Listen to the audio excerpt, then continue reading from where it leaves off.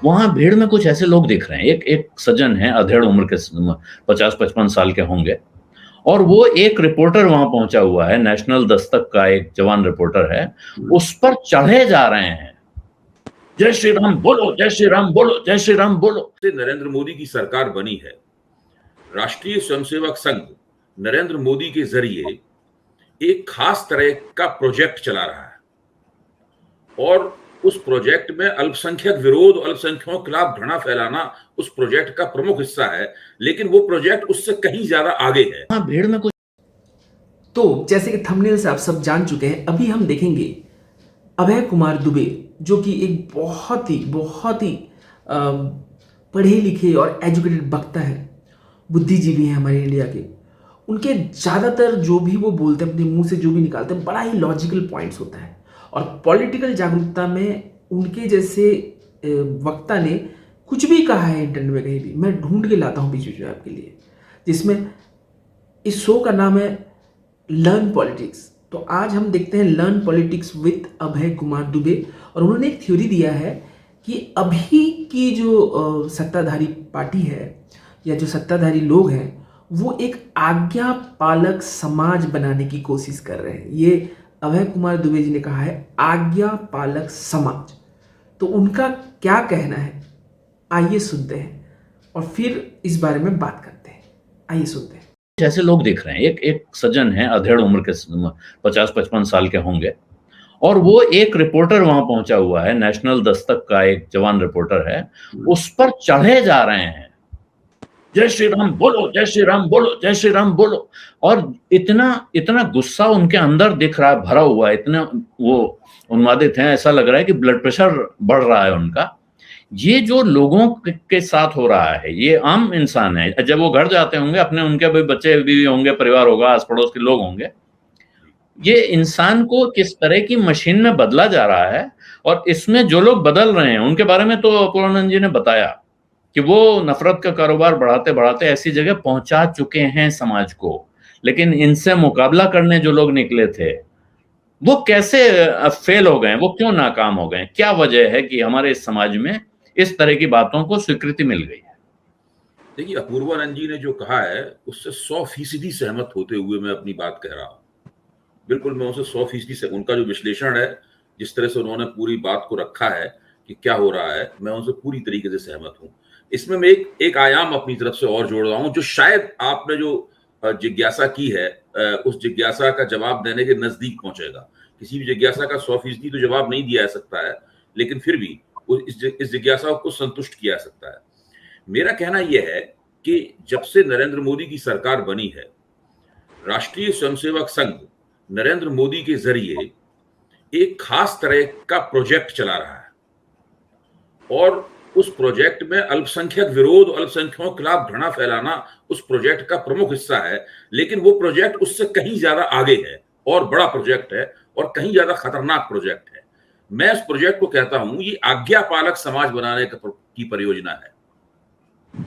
और समाज में राष्ट्रीय स्वयंसेवक संघ के नरेंद्र मोदी के जरिए जो शासन किया जा रहा है, इस शासन के खिलाफ प्रतिरोध के, क्षोभ के, विरोध के जितने भी मुकाम हैं, उन सारे मुकामों को डराने, धमकाने, कोने में धकेलने, उनका हाशियाकरण करने, उनके ऊपर कानून तमाम सारी दफाएं लगाने की एक बहुत ही कभी खुली, कभी खुफिया, कभी नफीस और कभी कम नफीस एक प्रौद्योगिकी इस शासन ने विकसित कर ली है।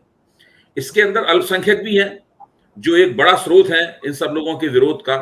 दूसरी तरफ दलित अंबेडकरवादी हैं, जो कभी भीमा कोरेगांव की घटना के जरिए और तमाम जो रेडिकल आंदोलन जो आदिवासियों में चलते हैं, उन रेडिकल आंदोलनों के समर्थन करने वाले लोग जो दिल्ली में हैं या दूसरे जो शहरी ठिकानों पे हैं, उन सबके खिलाफ करने की जहां कहीं विरोध हो सकता है, उसको जोर जबरदस्ती चुप कराया जाए।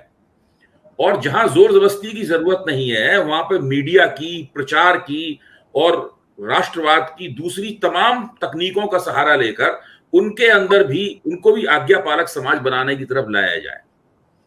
पश्चिम में भी इस तरह के प्रयोग होते रहे हैं, और लेकिन पश्चिमी राजनीति का, पश्चिमी लोकतंत्रों का किरदार अलग तरह का है।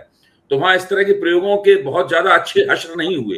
लेकिन भारत में पिछले 7 साल से मैं ये कहूंगा कि ये प्रयोग कमोवेश कामयाबी के साथ चलाया जा रहा है।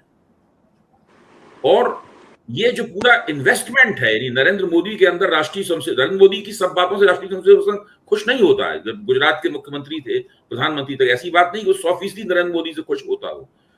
लेकिन इसके बावजूद नरेंद्र मोदी के अंदर उसका जो एक राजनीतिक, सांस्कृतिक और विचारधारात्मक निवेश है राष्ट्रीय स्वयंसेवक संघ का, उसको अगर हम लोग पढ़ें, बिटवीन दी लाइंस पढ़ें, उसको समझें और उसका एक तात्पर्य निरूपण अगर हम लोग कर पाए, तो मुझे ये दिखता है, और मैंने इसके ऊपर थोड़ा एकेडमिक काम भी किया है, CSDS की पत्रिका प्रतिमान में आज्ञापालक समाज बनाने की जो परियोजना चल रही है, उस पर मैंने एक एकेडमिक लेख भी लिखा है। प्रतिमान जल्द ही प्रकाशित होकर आप लोगों के साथ आएगा, तो मैं आप लोगों से उस लेख के ऊपर आपकी प्रतिक्रिया भी साझा करना चाहूंगा।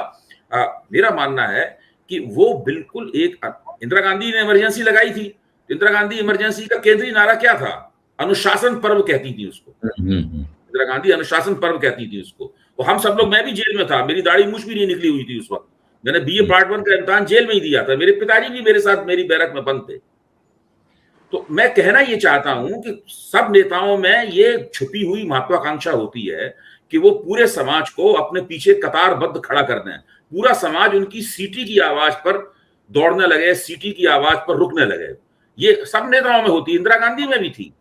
अब लेकिन नरेंद्र मोदी में ये जो महत्वाकांक्षा है, ये किसी और आयाम में पहुंच गई है।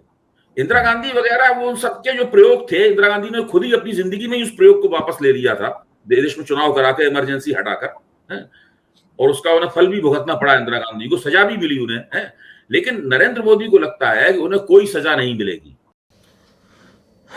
तो ये वीडियो आपने देखा, वीडियो सत्य हिंदी नाम से चैनल है, जिसके संपादक आशुतोष जी हैं।